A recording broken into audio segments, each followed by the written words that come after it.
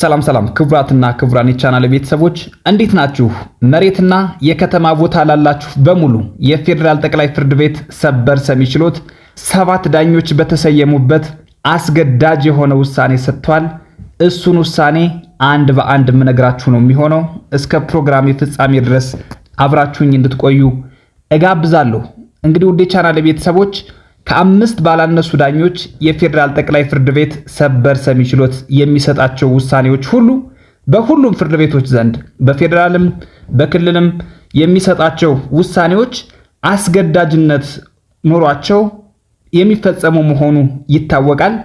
ይህ የሰበር ሰሚ ችሎት ደግሞ መጋቢት 25 ቀን አሁን ማለት ነው 2018 ዓመተ ምህረት አስገዳጅ የህግ ትርጉም ሰጥቷል። በሰበር መዝገብ ቁጥር 246230 ላይ መሬትንና የከተማ ቦታን በተመለከተ አስገዳጅና አስገራሚ የሆነ ውሳኔ ሰጥቷል።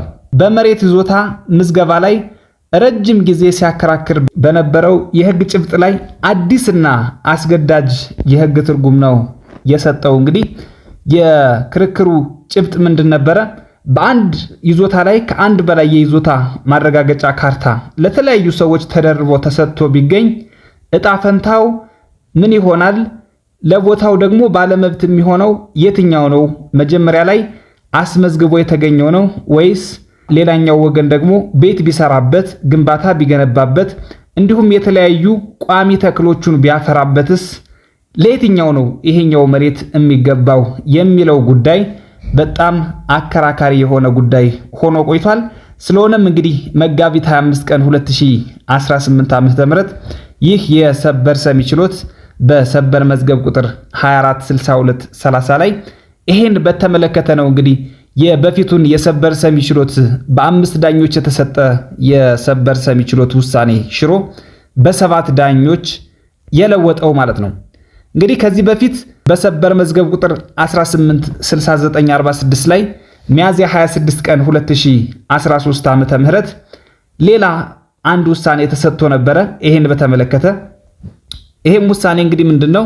በአንድ ቦታ ላይ ሁለት የተለያዩ ሰዎች የይዞታ ማረጋገጫ ካርታ ቢኖራቸው አንደኛው ቤት ቢሰራ ሌላኛው ወገን በይዞታዬ ላይ እየተቃወምኩኝ ቤት ስለሰራ ያፍርስልኝ በማለት መጠየቅ የማይቻል መሆኑን ይሄ የሰበር ሰሚ ችሎት በሰበር መዝገብ ቁጥር 186946 ላይ ሚያዝያ 26 ቀን 2013 ዓመተ ምህረት በ5 ዳኞች አስገዳጅ የሆነ ውሳኔ ሰጥቶ ነበረ። ስለዚህ ውድ የቻናል ቤተሰቦች ከዚህ በፊት በነበረው ውሳኔ በአንድ ቦታ ላይ ሁለት የተለያዩ ሰዎች የየራሳቸውን ደብተር የይዞታ ማረጋገጫ ካርታ ቢኖራቸው አንደኛው ቤት ከሰራ ቤት ያልሰራው ወገን ቤት የሰራውን ወገን በይዞታዬ እየተቃወምኩኝ ቤት ስለሰራ ያፍርስልኝ ብሎ መጠየቅ አይችልም ነበረ ማለት ነው። እስከዛሬ ድረስ ሲሰራበት የነበረው የጠቅላይ ፍርድ ቤት ሰበር ሰሚ ችሎት ውሳኔ ይሄ ነበረ።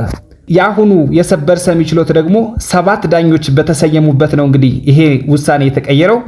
ስለሆነም ይሄ መጋቢት 25 ቀን 2018 ዓመተ ምህረት 7 ዳኞች በተሰየሙበት የተሰጠው ውሳኔ በአንድ ይዞታ ላይ ከአንድ በላይ የይዞታ ማረጋገጫ ካርታ ለተለያዩ ሰዎች ተደርቦ ተሰጥቶ ሲገኝ ለቦታው ባለመብት የሚሆነው መጀመሪያ ያስመዘገበው ሰው ብቻ ነው በማለት አስገዳጅ ውሳኔ ሰጥቷል ማለት ነው። ያም ማለት እንግዲህ አንድ ሰው በመጀመሪያ ይዞታ ማረጋገጫ ካርታ አሰርቶ ደብተር ቢኖረው በኋላ ደግሞ ከዛ በኋላም ሌላ ሰው ያሰራ ቢኖር በኋላ ያሰራው ሰው መብቱን ያጣል። ለቦታው ባለመብት የሚሆነው መጀመሪያ ያስመዘገበው ሰው በመጀመሪያ ደረጃ የይዞታ ማረጋገጫ ካርታ ያወጣ ሰው ነው ማለት ነው። ሰበር ሰሚ ችሎቱ መሰረት ያደረገው አዋጅ ቁጥር 818/2006 አንቀጽ 43ን መሰረት በማድረግ ነው። መብት የሚገኘው በምዝገባ ቅደም ተከተል ነው የሚለውን መሰረት በማድረግ ነው። እንግዲህ ውድ ቻናል ቤተሰቦች ይህ ውሳኔ የመሬት ይዞታ ዋስትናን የሚያጠናክርና በህገወጥ መንገድ ካርታ ደርቦ በማውጣትና ቤት ቀድሞ በመስራት የመሬቱ ባለ ይዞታ ለመሆን የሚደረገውን ጥረት የሚያስቆም ነው ተብሎ ይታሰባል። ከዚህ በፊት እንግዲህ በተለያዩ ህገወጥ መንገዶች አንድ ሰው በአንድ ቦታ ላይ የይዞታ ማረጋገጫ ደብተር ካወጣ በኋላ በሁለተኛ ደረጃ ሌላኛው ሰው ያወጣ ነበረ። ባለማወቅ ምክንያት ካርታ ደብተር የሚሰጡት ሰዎች በደንብ አገላብጠው ከዚህ በፊት መሰጠቱን ካለማወቃቸው ካለማጣራታቸው የተነሳ ሊሆን ይችላል። ከእውቀት ማነስ ሊሆን ይችላል። እንዲሁም ደግሞ በሙስናም ሊሆን ይችላል። በአንድ የይዞታ ማረጋገጫ ደብተር በተሰጠበት መሬት ላይ ሁለተኛ ለሌላ ሰው የሚሰጥበት ሁኔታ ነበረ በተለያዩ ምክንያቶች። ስለሆነም እንግዲህ ይሄ የሰበር ሰሚ ችሎት ውሳኔ የመሬት ይዞታ ዋስትናን የሚያጠናክር ነው። እንዲሁም ደግሞ በህገወጥ መንገድ ካርታ ደርቦ በማውጣትና ቤት ቀድሞ በመስራት የመሬቱ ባለይዞታ ለመሆን የሚደረገውን ጥረት ያስቆማል።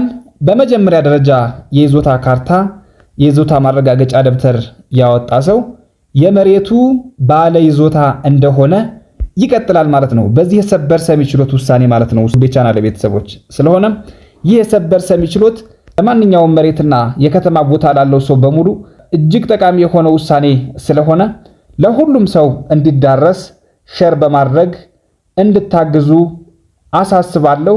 ለዛሬ የነበረን የህግ ምክርና ትንታኔ ይሄን ይመስል ነበር። በቀጣይ ቪዲዮ በሌላ የህግ ምክርና ትንታኔ እስከነገናኝ ድረስ ቻው ቻው ባባይ።